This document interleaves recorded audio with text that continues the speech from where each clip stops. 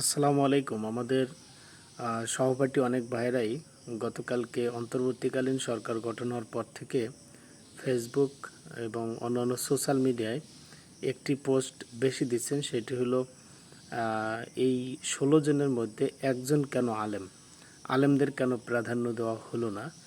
আবার অনেকেই এই কোটা সংস্কার আন্দোলন বা বৈষম্য বিরোধী ছাত্র আন্দোলনের যে বিজয় সরকার পতন হওয়ার পর থেকেই বেশি পোস্ট করছেন এমন যে ইসলামী ভাবধারা যত ফেসবুক পেজ আছে বা গ্রুপ আছে সেখানে তাদের পোস্টটা ছিল এমন যে আলেমদের হাতে ক্ষমতা দেওয়া হোক, আলেমদের হাতে ক্ষমতা দেওয়া হোক। এমনকি অনেকে রূপরেখাও দিয়ে দিয়েছেন যে মিজানুর রহমান আজহারি স্বরাষ্ট্রমন্ত্রী, মামুনুল হক পররাষ্ট্রমন্ত্রী এবং গোলাম রব্বানী শিক্ষামন্ত্রী, চরমানের পীর সাহেব হুজুর প্রধানমন্ত্রী, এইভাবে যার যার মতো করে এক একজন রূপরেখা দিয়ে গেছেন। আসলে আমি আলেমদের বিপক্ষে যাওয়ার কোনো সুযোগ নেই।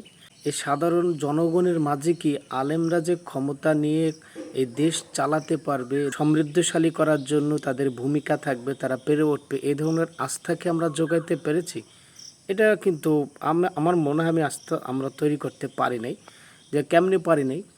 ৫২-এর ভাষা আন্দোলন এবং ৭১ সালের মুক্তিযুদ্ধ এবং ৯০-এর গণ অভ্যুত্থান এবং এই ২৪-এর বৈষম্য বিরোধী ছাত্র আন্দোলন এবং এই সরকার পতনের আন্দোলন, এই সমস্ত আন্দোলনগুলোতে বাংলাদেশে যত ইসলামী দল আছে, এই ইসলামী দলগুলোর অংশগ্রহণ ছিল, আলেম সমাজের অংশগ্রহণ ছিল।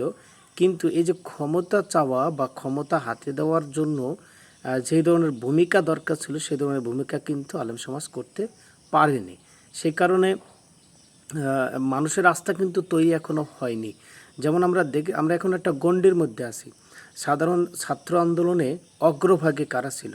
অগ্রভাগে ছিল ঢাকা বিশ্ববিদ্যালয় সহ অন্যান্য পাবলিক বিশ্ববিদ্যালয় বা জাতীয় বিশ্ববিদ্যালয়ের স্টুডেন্ট, অর্থাৎ ছাত্র এবং ছাত্রীরা।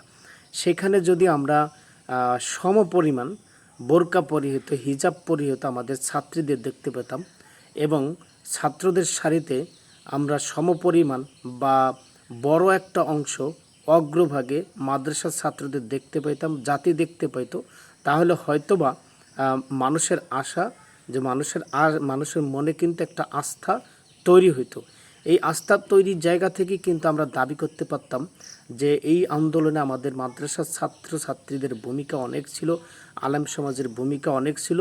আমাদের হাতে একবার ক্ষমতা দেওয়া হোক, দেখা যাক আমরা কেমন পারি। তখন তারা জিনিসটা বিবেচনায় আনতো বা তারাও জিনিসটা মনে করতো যে না, তাদের ভিতর দেশপ্রেম আছে, তাদের ভিতরেও দেশ পরিচালনার যোগ্যতা আছে, তাহলে হয়তোবা আলেম সমাজের মধ্যে বা আলেম সমাজের ভিতর দিয়ে থাকতো। আপনারা দেখেছেন বাংলাদেশে যে পরিমাণ ওয়াইজিন আছে, এই ওয়াইজিনটা যদি মাঠে ময়দানে বা নিজ নিজ জেলায় তাদের ভক্ত সমর্থকদের নিয়ে একটা মিছিল পর্যন্ত করত, তাহলে কিন্তু এই আলেম সমাজদের প্রতি ন্যূনতম একটা আস্থা তৈরি হতো।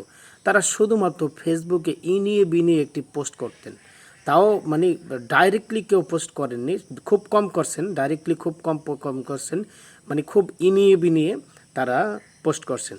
অথচ তাদেরকে আমরা দেখেছি বিজয় অর্জনের পরে তারা কিন্তু তাদের ভক্ত সমর্থকদেরকে নিয়ে তারা বিজয় মিছিল করছেন। যেমন আমাদের হাসিবুর রহমানকে আমি দেখেছি বিজয় অর্জনের পরে তিনি বিজয় মিছিল করছেন, এর আগে ফেসবুকে পোস্ট করছেন ইনিয়ে বিনিয়ে।